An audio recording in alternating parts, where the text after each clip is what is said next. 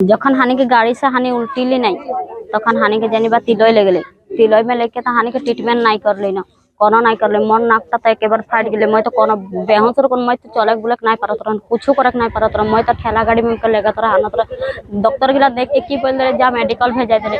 Medical गेले मैं टाका पैसा खर्चा करके आर मैं नाकटा सिलाई होल पीछे तो हानि के हिया हुआ जे बेड सेट कुछ नहीं देले। कुछ नहीं देवल पीछे कुछ तो नहीं देले खाना पीना कोनो नहीं देले। हानि तो कुने गोटे रात तो माछर चबाई हो के रह गेली किंतु हानि सह्य करक नहीं पारा कारण हानि घर घूर के चल आली। हानि के तो कोनो उपाय नहीं खेनो। आज तो मोर काम हानि के केहू तो काम धंधा नहीं करे सिर्फ मैं काम करला टाउन में। हानि महीना सिस्टम काम करेला महीना सिस्टम में काम करे हानि गुट सूट इटा उटा हानि के बहुत फैसिलिटी है न।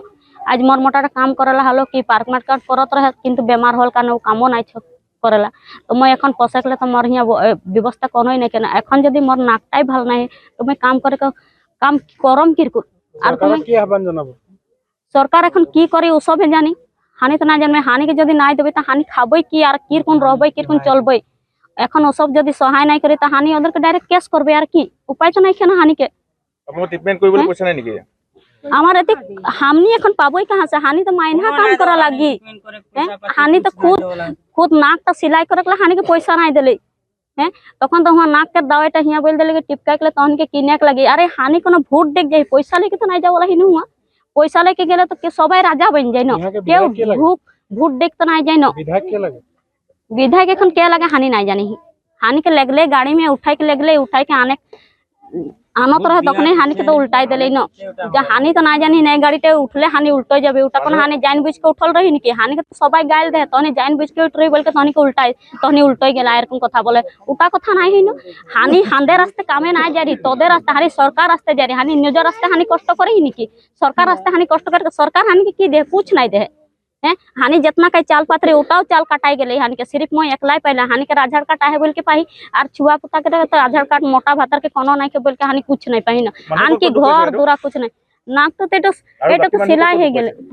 सबाई तो कहाँ दुख पावला है एखन हाथ गोड़ सर सब भांग जाए न माथा कान फाट जाए।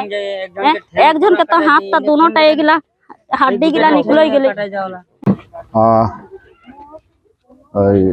ভোট সাব্যস্ত কৰাটো গণতান্ত্ৰিক একটা প্ৰক্ৰিয়া আৰু আমাৰ মৰাণ চাবগিছা টিখৰাই লাইনৰ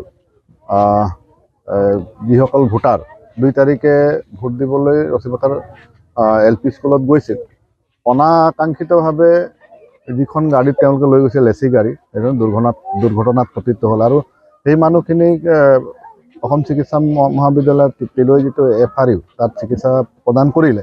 কিন্তু এই মানুহখিনি দৈনন্দিন মানে কাম কৰে दिन हाजिरा কৰি খোৱা।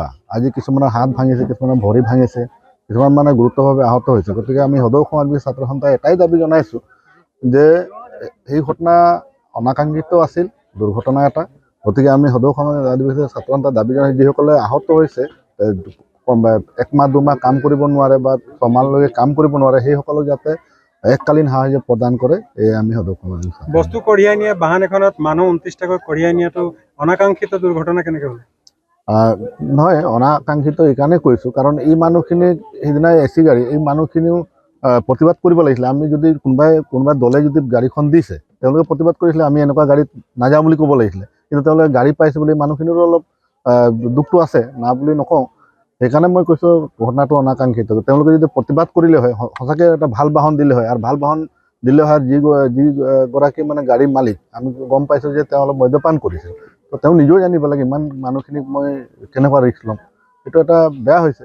গতিকে আমি সকলো ঘটনাক আমি এটা তদন্ত বিচাৰিছোঁ আৰু এককালীন সাহায্যটো দিলে এই মানুহখিনি এটা সকাহ পাব। আমি সদৌ অসম আদিবাসী ছাত্ৰ সন্থাই আমি এই ক'ব বিচাৰোঁ যোৱা 2 তাৰিখে পঞ্চায়ত ইলেকশ্যনত আমাৰ ঠিকৰাইৰ পৰা ৰচিপথাৰ ভোট চেণ্টাৰলৈ মানে তেওঁলোকে বিজেপিৰ মানে এজেণ্টসকলে তেওঁলোকে গাড়ী বন্দোবস্ত কৰি দিছিলে। এই গাড়ীতে তেওঁলোকে উঠি গৈছিলে আৰু উঠি গৈ আৰু তেওঁলোকে ভোট দি ঘূৰি আহোঁতে তেওঁলোকৰ আধা ৰাস্তাত এনেকুৱা এটা দুৰ্ঘটনা হয়। তো ততাতৈয়াকে স্থানীয় ৰাইজে তেওঁলোকক মানে গাড়ীত উঠাই আৰু তিলৈ হস্পিটেলত তেওঁলোকক এডমিট কৰাৰ মানে ব্যৱস্থা কৰে। আমিও কিছু সময়ৰ পাছত আমিও তৎকালীনভাৱে তিলৈ মেডিকেলত গ'লোঁ। গৈ দেখিছোঁ কিছুমান এই পেচেণ্টসকলক মানে মেডিকেল এফায়াৰ কৰিলে আৰু কিছুমানক মানে তিলৈত মানে হস্পিটেল তেনেকুৱা পেলাই ৰাখিছে। আমি লগে লগে আমি ডক্টৰৰ লগত কথা পাতিলোঁ, ডক্টৰে লগে লগে ক'লে মানে তেওঁলোকক লগে লগে এফায়াৰ কৰি দিলে। তো আমি ভাবিছিলোঁ, আমি চিন্তা কৰিছিলোঁ যে সাহসীয় দল বিজেপি চৰকাৰে এই ভোট দি অহা মানুহখিনিক যাতে উন্নত মানৰ ট্ৰিটমেণ্ট কৰিব বুলি আমি এটা দৃঢ় বিশ্বাসেৰে আমি চিন্তা কৰিছিলোঁ। কিন্তু আমি যি দেখা পালোঁ, এই একদম মানে চিকিৎসকৰ নামত একদম ভেকু ভাওনা, চিকিৎসকৰ নামত ভেকু ভাওনা।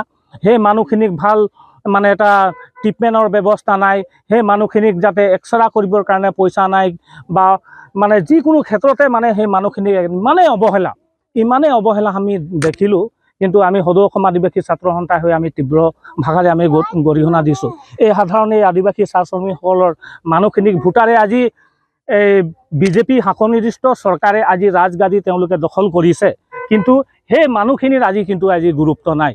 আমি সদৌ অসম আদিবাসী ছাত্ৰ সন্থা হৈ আমি সাহসীয় দলক আৰু মাননীয় মুখ্যমন্ত্ৰী ডিব্ৰুগড় জিলাৰ মাননীয় সাংসদ সৰ্বানন্দ সোণোৱাল, টিংখাং সমষ্টিৰ সাংস্কৃতিক পৰিক্ৰমা মন্ত্ৰী বিমল বৰা ছাৰক এয়ে ক'ব বিচাৰোঁ যে সেই মানুহখিনি আজি বিজেপিক ভোট দিয়া বিজেপিক ভোট দিয়াই পাপ হ'ল। কাৰণ সেই মানুহখিনি যদি বিজেপিক ভোট দি ধৰ্ম কৰিলেহেঁতেন তেতিয়াহ'লে নিশ্চয় তেওঁলোকে ভাল ট্ৰিটমেণ্ট কৰিলেহেঁতেন, ভাল উচ্চ পৰ্যায়ত তেওঁলোকে ট্ৰিটমেণ্ট কৰিলেহেঁতেন। কিন্তু সেই মানুহখিনি বিজেপিক ভোট দি পাপ কৰিলে, সেইটো কাৰণে আজি সেই মানুহখিনিৰ এনেকুৱা এটা দুৰৱস্থা হৈছে। কিমান মানুহ আছিলে? প্ৰায় 29 জন আছিলে। গাড়ীখন কি গাড়ী আছিল? গাড়ীখন এচি গাড়ী আছিলে, এচি গাড়ী। এতিয়া বৰ্তমান ঘৰত কিমান আছে আৰু মেডিকেলত কিমান? মেডিকেলত মোটামুটি 4 জন আছে আৰু ঘৰত প্ৰায় মানে 14 জন মান মানে এতিয়া যিবিলাক মানে এই যে আপোনালোকে দেখিব পাইছে এই মানে ৰোগীসকল ইয়াতে আছে। আৰু তেওঁলোকক সুধিলে তেওঁলোকে কেনেকুৱা ট্ৰিটমেণ্ট কৰিছিলে, কেনেকুৱা কি কৰিছিলে আপোনালোকে নিশ্চয় গম পাব। আজি প্ৰতিবাদৰ জৰিয়তে কি ক'ব বিচাৰে? আজিৰ এই প্ৰতিবাদৰ জৰিয়তে আমি সদৌ অসম আদিবাসী ছাত্ৰ সন্থাই হৈ আমি এয়ে ক'ব বিচাৰোঁ, মাননীয় মুখ্যমন্ত্ৰী মহোদয়ক আমি সদৌ অসম আদিবাসী ছাত্ৰ সন্থা হৈ আমি কাতৰ আহ্বান জনাইছোঁ যে সেই মানুহখিনিক আজি শাৰীৰিক মানসিকভাৱে আজি তেওঁলোকে পংগু হৈ গ'ল, জীৱনভৰ মানে তেওঁলোকে পংগু হ'ল। সেই মানুহখিনিক যাতে এককালীন সাহায্য চৰকাৰ ফালৰ পৰা দিয়া তেওঁলোকে ব্যৱস্থা কৰে, আমি মাননীয় মুখ্যমন্ত্ৰী মহোদয়ক আমি কাতৰ আহ্বান জনাইছোঁ। যিকোনো খবৰৰ বাবে যোগাযোগ কৰক 7099017330 লগতে 7099017110 নম্বৰত।